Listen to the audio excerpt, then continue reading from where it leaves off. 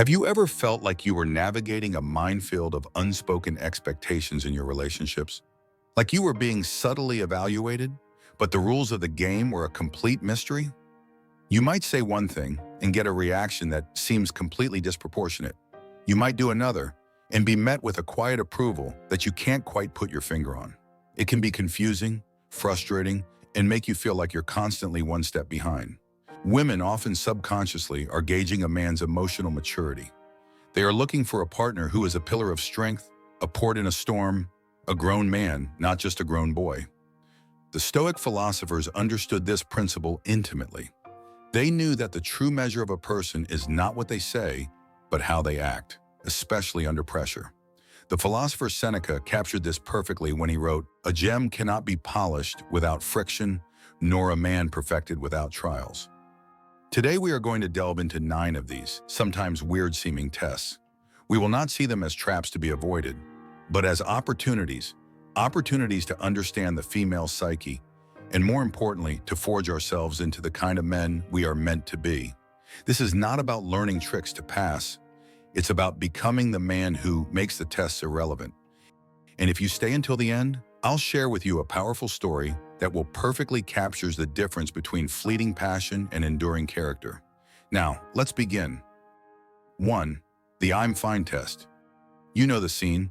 You ask her what's wrong. Her posture is tense. Her tone is clipped. Her energy is radiating discontent. Yet she looks you in the eye and says, "I'm fine." The boy hears these words and takes them at face value. He thinks, "Great, she's fine. Dodged a bullet." He might even get annoyed, thinking she's being difficult. He disengages, turns back to his phone or the television, completely missing the real message. He has failed to see beyond the words, to perceive the emotional reality of the situation. He has shown that he lacks emotional attunement and is unwilling to put in the effort to connect. The grown man, the man practicing Stoic awareness, understands that words are only one layer of communication. He sees the disconnect between her words and her body language. He doesn't get frustrated or accusatory. He doesn't demand, "Well, you don't seem fine." Instead, he creates a safe space. He might gently say, "Okay, I hear you, but I'm getting the sense that something is weighing on you, and I want you to know I'm here to listen whenever you're ready to talk." He doesn't push, he invites. He demonstrates patience and empathy. He shows that he is not afraid of her emotions and that he is stable enough to handle them without becoming reactive himself. He is practicing what Epictetus taught. We have 2 ears and 1 mouth so that we can listen twice as much as we speak. He listens not just to her words, but to her silence. And in doing so, he proves he is a partner she can truly rely on. 2. The vulnerability probe test. This often comes in the form of seemingly casual questions about your past. She might ask about previous heartbreaks, past failures, or moments you felt lost. It's not idle curiosity. She is gently pressing on the emotional bruises of your past to see how you react. The immature man reacts in one of 2 ways. He either puts up a wall of bravado, pretending he's never been hurt, never failed, never been weak. He projects an image of flawless, bulletproof masculinity, or he crumbles into a puddle of self-pity, oversharing and framing himself as a perpetual victim of circumstance and cruel ex-partners. Both responses are red flags. The first shows he is insecure and inauthentic, terrified of his own humanity. The second shows he has not processed his past and lacks the resilience to move forward. The grown man understands that true strength lies not in the absence of wounds, but in the wisdom gained from healing them. He doesn't boast, nor does he wallow. He is honest, but not self-indulgent. He might say something like, "Yeah, that was a really difficult time for me. I made some mistakes and learned some hard lessons about myself. It was painful, but ultimately, it helped me become the person I am today."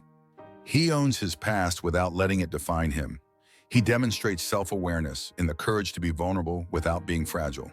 He shows that his sense of self-worth is not built on a fantasy of perfection, but on the solid ground of experience and growth.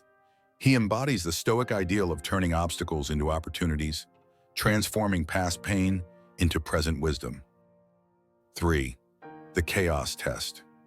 This is when she creates a small, seemingly unnecessary crisis. She might be incredibly indecisive about where to eat, change plans at the last minute, or express anxiety over a minor issue. The intent here is to see how you handle unpredictability and frustration. The inexperienced man immediately becomes agitated. He sighs heavily, rolls his eyes, and complains. Why is this so difficult? Just pick something. He sees her indecision or anxiety as a personal inconvenience, an annoyance that is disrupting his peace. His reaction adds stress to the situation, escalating the minor chaos into a genuine conflict. He reveals that his inner peace is fragile, easily shattered by the slightest external disturbance. The mature man, grounded in Stoic temperance, remains a calm center in the small storm. He understands that the world is unpredictable and that the only thing he truly controls is his own response. He doesn't see her indecision as a problem, but as a shared challenge. He might smile and say, "Hey, no problem. How about we narrow it down? Italian or Mexican?" He offers solutions without being controlling. He injects calm, humor, and leadership into the situation. He demonstrates that he is not a man who is easily rattled, that he can handle life's small frictions with grace and patience. He proves he is a stable force, someone who can be counted on when things, big or small, don't go according to plan. As Seneca advised, the greater the difficulty, the more glory in surmounting it. The grown man doesn't just endure the chaos, he calmly navigates it, proving his mettle. 4. The public opinion test. She might casually mention what her friends or family think about you. It could be positive, "My sister thinks you're really funny," or it could be neutral or even slightly critical. "My friends were asking why you're so quiet." The test is not in the content of the opinion, but in your reaction to it. The boy's ego is immediately engaged. If the opinion is positive, he puffs up, his self-worth validated by the approval of strangers. If it's critical, he becomes defensive. "What do they mean quiet? I was just observing." He might even become resentful towards her friends or family. His emotional state is a puppet, and the opinions of others are pulling the strings. The grown man understands the Stoic principle of focusing on his own character, not the fleeting opinions of others. His self-worth comes from within, from living in accordance with his values. When she mentions a positive opinion, he might smile and say, "That's kind of them to say. I'm glad they felt comfortable." He accepts the compliment gracefully without letting it inflate his ego.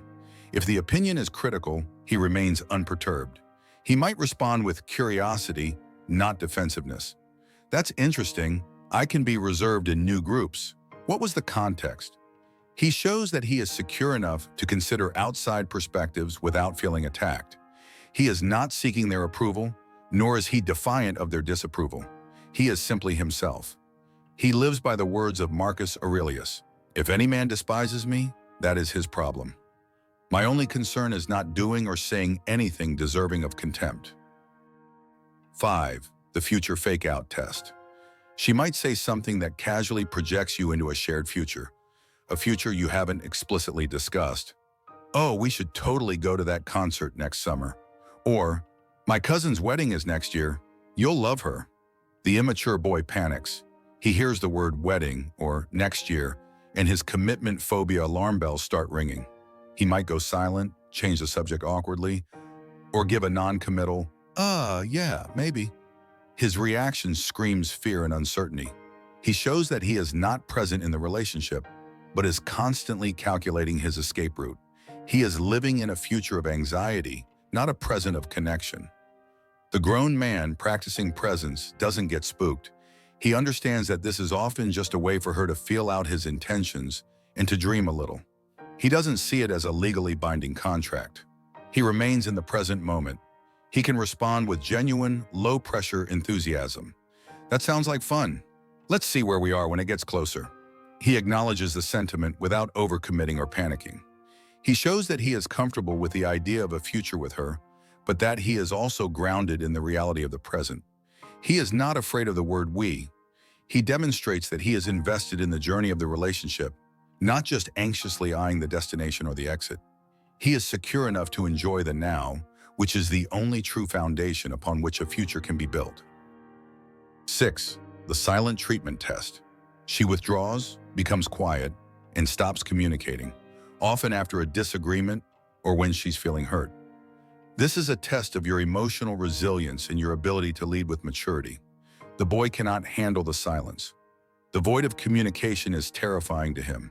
He might react with anger, demanding he talk to him. He might resort to pleading and begging, which signals desperation. Or he might give her the silent treatment right back, escalating the emotional distance into a Cold War. All of these reactions are born of his own insecurity and his need for her to regulate his emotional state. The grown man, however, has built his own inner citadel. He does not depend on her for his peace of mind. He recognizes her silence as a signal of her own emotional state, not as a personal attack. He gives her space, but not distance. He doesn't pester her, but he remains a warm and available presence. After a reasonable amount of time, he might approach her calmly and say, "I can tell you're not ready to talk, and I respect that. I just want to remind you that I'm here for you, and I care about what you're feeling. When you're ready, I'm ready to listen." He doesn't try to fix her or force a resolution. He demonstrates strength, patience, and unwavering support. He shows that his love and presence are not conditional on her being happy and communicative. He is a rock, not a leaf blown about by the winds of her mood. 7. The flirtatious banter test. She might playfully tease you about being a ladies' man, or casually mention that a guy at her work paid her a compliment. This is a direct probe into your confidence and security. She is checking to see if you are a jealous and possessive partner. The inexperienced man fails this test spectacularly. He immediately becomes insecure and suspicious. He might get sullen and quiet, or he might start interrogating her. Who is this guy? What did he want? He might even try to control her behavior, telling her who she can and cannot talk to.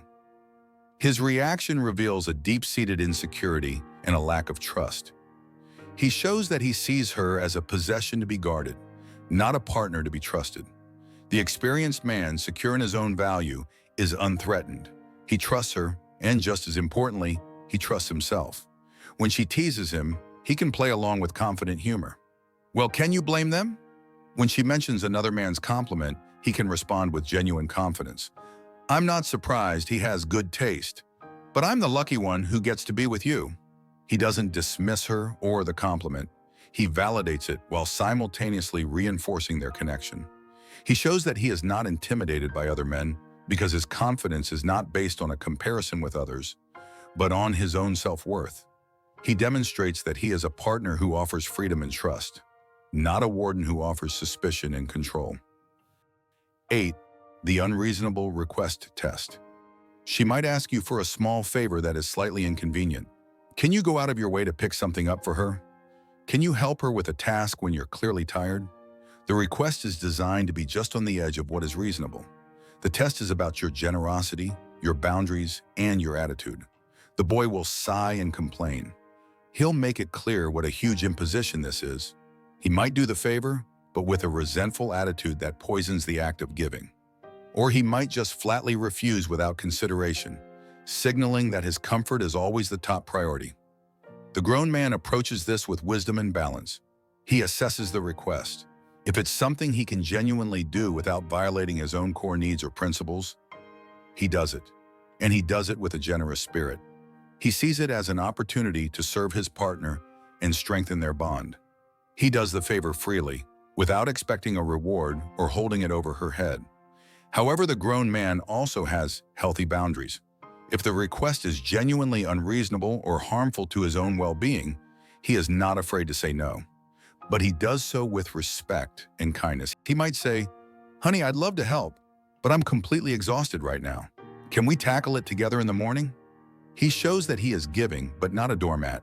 He can be generous without sacrificing himself, and he can set boundaries without being selfish. He demonstrates the Stoic virtue of justice, to himself and to her. 9. The let him lead test. There are times when she will consciously step back and create a vacuum of leadership, waiting to see if you will fill it. This could be as simple as asking, "So what's the plan for tonight?" or as complex as letting you take the reins on planning a vacation. She is testing your initiative, your decisiveness, and your consideration. The boy flounders in this vacuum. He is passive. He'll say, "I don't know. What do you want to do?" He puts the emotional and logistical labor right back on her. He is afraid of making the wrong choice, so he makes no choice at all. He reveals himself to be a follower, someone who needs to be managed rather than a partner who can co-create a life. The grown man steps up, he sees the opportunity to lead, and he takes it. This isn't about being a dictator, it's about taking initiative. When she asks about the plan, he has ideas. I was thinking we could try that new restaurant we talked about. I can make a reservation for 8. How does that sound? He makes a decision, but he also includes her, checking for her preference. When planning something bigger, he considers her tastes and desires. He does the research, he makes the plans, and he presents them to her. He shows that he is thoughtful, decisive, and willing to take responsibility. He demonstrates that he is an active participant in the relationship, a man who can create experiences and move things forward. He is a man she can relax with, knowing that she doesn't have to carry the entire burden of planning their life together. Now, before you go, let me share with you an ancient story that perfectly illustrates today's episode, the parable of the two fires. Once in a village nestled between a great mountain and a wild sea, lived a woman of quiet wisdom. 2 men sought her hand. The first was a handsome sailor, whose words were as smooth as sea-worn glass. The second was a quiet stonemason, whose hands were calloused and strong. To choose between them, she gave them a single task. "I am often cold," she said. "Bring me a fire that will last through the night." The sailor, eager to impress, rushed to the beach. He gathered the light, dry driftwood that lay upon the sand. It was plentiful and easy to carry. Within an hour, he had built a magnificent bonfire that roared and leaped into the sky, casting a brilliant light. "Behold," he declared, "a fire worthy of your beauty." The woman smiled but said nothing. The fire burned hot and bright, but quickly consumed the light wood. By the middle of the night, it had died down to a bed of cold, gray ash. The stonemason went up the mountain. His work was slow and difficult. He did not gather twigs or branches. Instead, he searched for the oldest, densest hardwoods, the logs from trees that had stood for 100 years. He carried the heavy logs back to the village, a task which took him the entire day. As evening fell, he carefully arranged the dense logs and started a small, steady flame. His fire did not leap and roar like the sailor's. It was a deep, glowing heart of embers that burned with a quiet, intense heat. The sailor scoffed. "That is barely a fire at all. It has no passion, no spectacle." The woman simply sat by the stonemason's fire. It burned steadily through the entire night, its deep, consistent warmth protecting her from the cold. When the sun rose, the embers were still glowing. The woman turned to the 2 men and said to the sailor, "Your passion is like your fire. It burns bright and fast, but offers no lasting warmth against the long, cold night of life." Then she turned to the stonemason. "But your character is like your fire. It is built of substance. It does not boast, but it endures. It is a steady warmth that can be trusted when the darkness comes." The question, then, is not which man the woman chose, but which man you will choose to be. Your character is your fire. The world will always test you. Life will always present you with moments that reveal who you truly are beneath the surface. But these tests are not your enemy. They are your forge. They are the friction that polishes the gem, the trials that perfect the man. The ancient philosophers knew that we do not become great in comfort, but in challenge. So welcome these tests, not as obstacles to overcome, but as opportunities to become the man you were always meant to be. A man whose character burns so steadily, so brightly from within, that no external storm can ever extinguish his light.